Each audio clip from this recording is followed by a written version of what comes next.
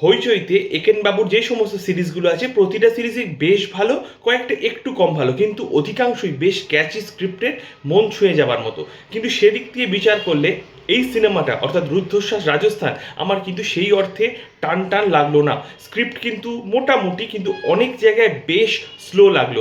যতক্ষণ না ক্লাইম্যাক্স সিনে এলাম সেই অর্থে কিন্তু মনটা ভরলো না।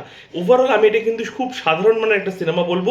একেন বাবুর বেস্ট সিনেমা তো একেবারেই নয়, তবে এটুকু আমি আশা করতেই পারি বেনারসি বিভীষিকা খুব ভালো হবে।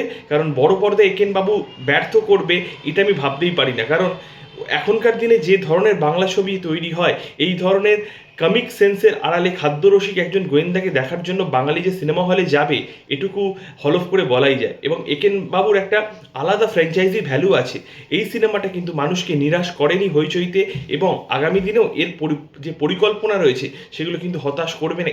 এতটুকু ভরসা যখন ক্রিয়েট করতে পেরেছে আমার কাছে, সেরকম বহু মানুষজন আছে যারা সিনেমা প্রেমী, তাদের মনের মধ্যেও এটুকু ভরসা এবং আশা কিন্তু ক্রিয়েট করতে সক্ষম হবে মেকার্সরা।